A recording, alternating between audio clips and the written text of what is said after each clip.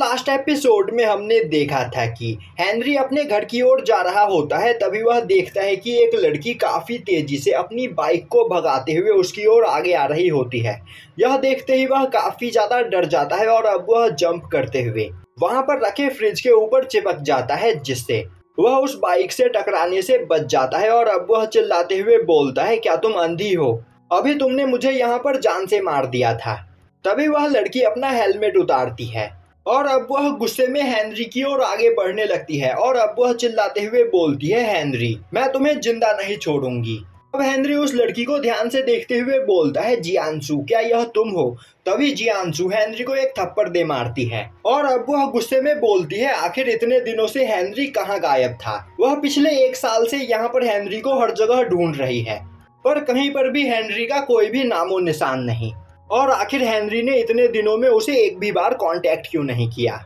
अब हेनरी हमें बताता है कि जियांसू उसकी गर्लफ्रेंड है और हाई स्कूल से ही वह दोनों एक दूसरे को डेट कर रहे हैं और वह दोनों ही एक दूसरे को काफ़ी ज़्यादा पसंद करते हैं। पर आज से 1 साल पहले जब हेनरी को पता चला कि उसकी मदर की तबीयत काफ़ी ज़्यादा खराब है, तो वह जियांसू को बिना पूरी बात बताए उसे छोड़कर अपनी मदर से मिलने के लिए आ गया। और तब से लेकर अब तक उसने जियांसू से एक भी बार कांटेक्ट नहीं किया, क्योंकि जियांसू से बात करने का यहाँ पर कोई भी फायदा नहीं। वह कुछ ही दिनों में मरने वाला है और वह नहीं चाहता है कि उसके मरने के बाद जियांसू यहाँ पर उसके लिए दुखी हो। और अब हेनरी एक लंबी सांस लेते हुए बोलता है, मैंने यहाँ पर तुम्हें इसीलिए कांटेक्ट नहीं किया क्योंकि मैं तुमसे ब्रेकअप करना चाहता था।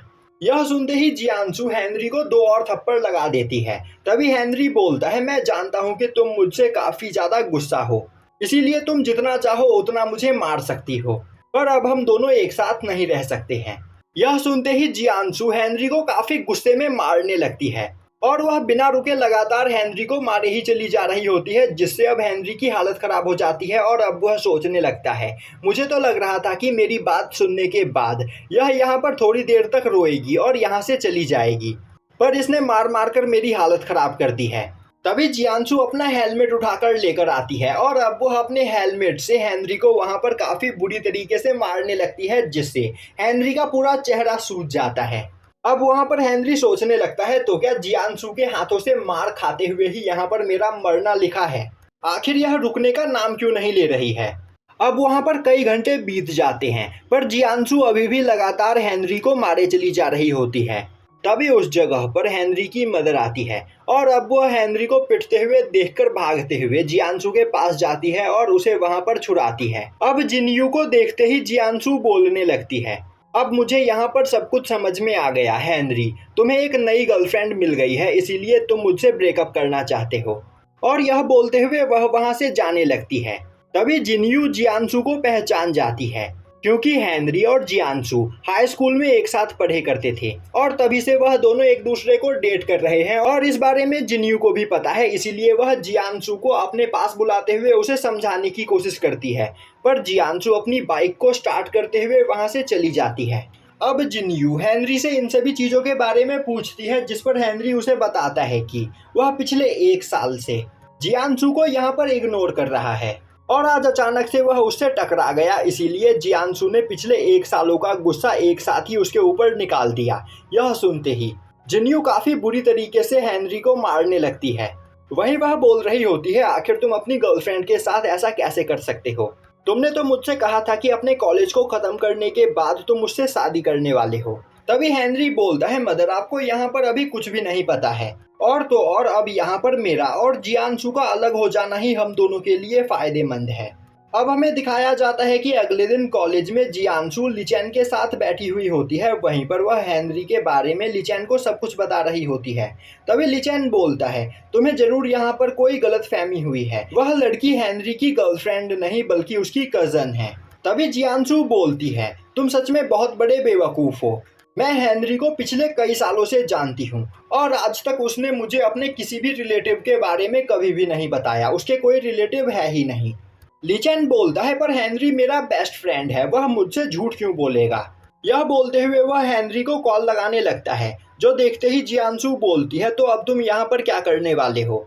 लिचेन बोलता है, मैं तुम्हें यह अभी साबित करने वाला हूँ कि हेनरी मुझसे कभी भी झूठ नहीं बोलता है, तुम बस देखती जाओ। अब हेनरी के कॉल उठाते ही लिचन उससे बोलता है, मेरे दोस्त, काफी दिनों के बाद यहाँ पर हमारी बात हो रही है, तो मुझे बताओ आखिर तुम्हारी तबीयत कैसी है।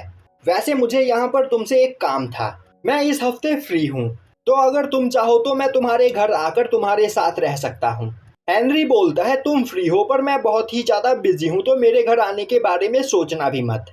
यह बोलते हुए वह कॉल को कट कर देता है और अब वह अपने पीछे मुड़कर देखता है तो वहां पर बैठा सैम उसके पीसी में गेम खेल रहा होता है। अब हेनरी सोचने लगता है, सैम पूरे पूरे दिन मेरे ही कमरे में पड़ा रहता है, तो अगर लिचन मेरे घर आया तो उसे सैम के बारे में यहाँ पर पता चल जाएगा, जिसके बाद वह पूरे कॉलेज में इस बारे में सभी लोगों को बता देगा। दूसरी ओर हेनरी की बात सुनकर लिचन को एक काफी बड़ा झटका लगता है। वहीं वह बोल रहा होता है, आखिर ऐसा कैसे हो सकता है, मेरा बेस्ट फ्रेंड मुझसे इस तरह कैसे बात कर सकता है। तभी जियांसू बोलती है, मैंने तुमसे पहले ही कहा था कि हेनरी यहाँ पर हमसे कुछ छिपा रहा है। यह बोलते हुए वह वहां से जाने लगती है। तभी लिचन बोलता है, जियांसू, तो क्या तुम अब इसी तरह हेनरी को इग्नोर कर दोगी? क्या तुम्हें यह नहीं जानना है कि आखिर हेनरी हमसे छिपा क्या रहा है? दूसरी ओर हेनरी के फोन पर एक मैसेज आता है, जिस मैसेज को देखते हुए वह सैम से बोलता है, सैम, तो क्या इस सैटरडे को तुम कॉलेज डिनर पर चल रहे हो?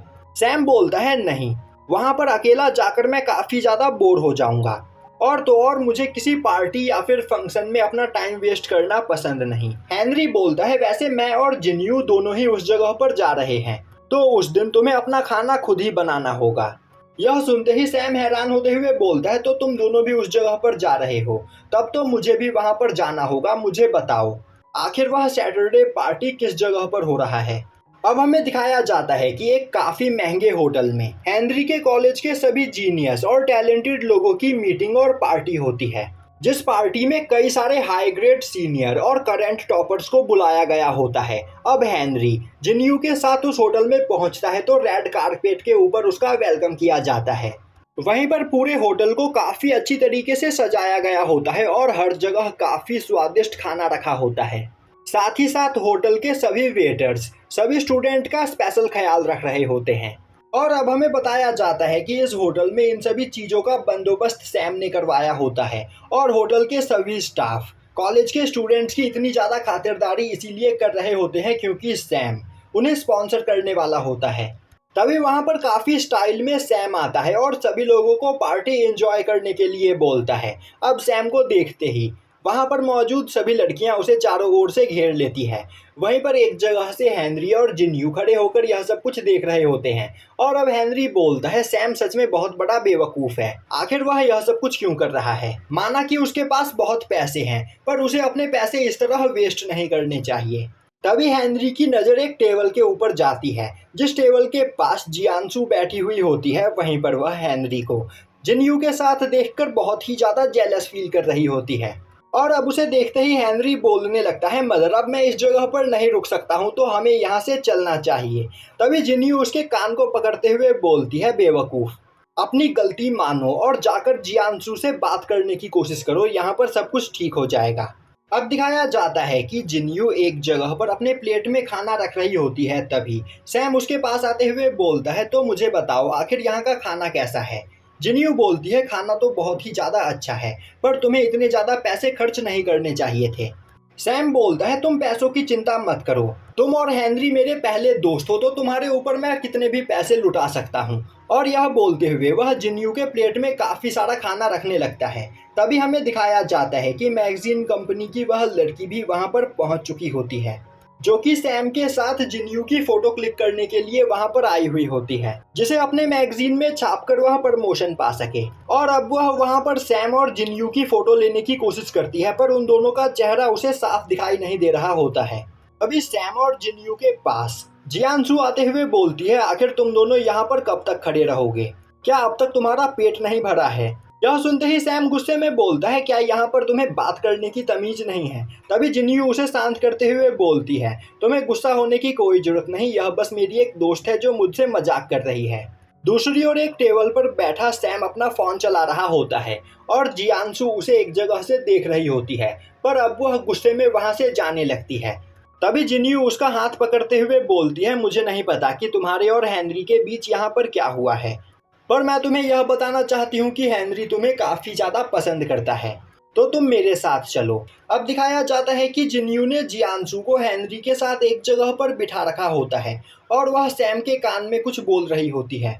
सैम बोलता है मैं यहाँ पर सब कुछ संभाल लूंगा, जिसके बाद जिन्यू हेनरी और जियांसू के साथ आकर वहाँ पर बैठ जाती है। तभी जियांसू बोलती है मुझे बताओ आखिर तुम यहाँ पर मुझसे क्या बात करना चाहती थी।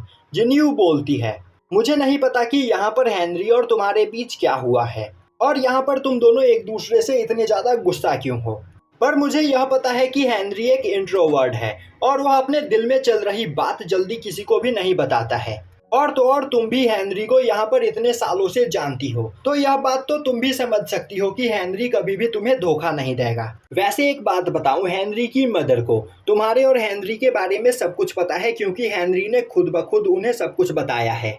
और जब हेनरी यह सब कुछ बता रहा था तब मैं भी उसी जगह पर थी। तुम दोनों एक दूसरे से काफी ज्यादा प्यार करते हो और एक दूसरे के लिए ही बने हो।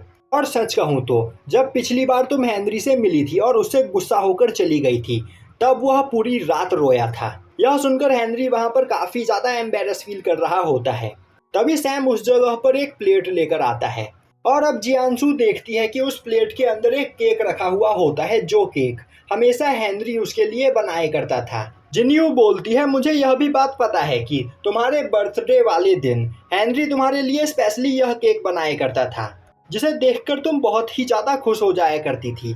अब यह सुनकर जियांसू वहां पर शर्माने लगती है, वहीं पर वह गुस्से में हेनरी को देख रही होती है। जिन्यू बोलती है पिछले 1 सालों में हेनरी यहाँ पर पहले से काफी ज्यादा बदल गया है और पता नहीं यह हमेशा क्या सोचता रहता है, पर यह अब तक तुम्हारे बारे में कुछ भी नहीं भूला। यह बोलते हुए वह जियांसू को हेनरी का फोन दिखाती है, जिसके डिस्प्ले पर जियांसू की फोटो लगी हुई होती है।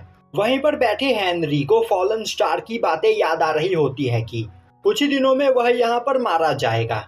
और अब यह सब कुछ सोचते हुए वह अपनी जगह से उठकर खड़ा होता है और अपना फोन लेते हुए बोलता है अब इन सभी चीजों के बारे में बात करके कोई भी फायदा नहीं, क्योंकि अब यहाँ पर हमारा ब्रेकअप हो चुका है और अब हम दोनों दोबारा एक साथ कभी नहीं आएंगे। यह बोलते हुए वह पार्टी से चला जाता है। वहीं पर यह सब सुनकर जियांसू को काफी ज्यादा बुरा लगता है और अब वह बाथरूम में आकर रोने लगती है। वहीं वह बोल रही होती है आखिर हेनरी उसके साथ इस तरह कैसे बात कर सकता है, हेनरी कभी भी इतना पत्थर दिल नहीं था। तभी बाथरूम के अंदर वह मैगजीन कंपनी की लड़की आती है, जो किसी से कॉल पर बात करते हुए उसे बता रही होती है मैंने पता कर लिया है वह जिन्यू लड़की ही सैम की लवर है, तो मैं जल्द ही सैम और उसकी एक साथ फोटो खींच लूंगी, जिसके बाद हम उसे अपने मैगजीन में पब्लिश कर देंगे और फिर हमारा मैगजीन यहाँ पर सबसे ज्यादा फेमस हो जाएगा। अब दिखाया जाता है कि एक जगह पर जिन्यू हेनरी के बारे में सोचकर काफी ज्यादा परेशान हो रही होती है। तभी उसके पास सैम एक केक लेकर आता है और बोलता है तुम्हें यहाँ पर परेशान होने की कोई जरूरत नहीं, बड़े भाई हेनरी की प्रॉब्लम मेरी प्रॉब्लम है, मैं यहाँ पर सब कुछ ठीक कर दूंगा।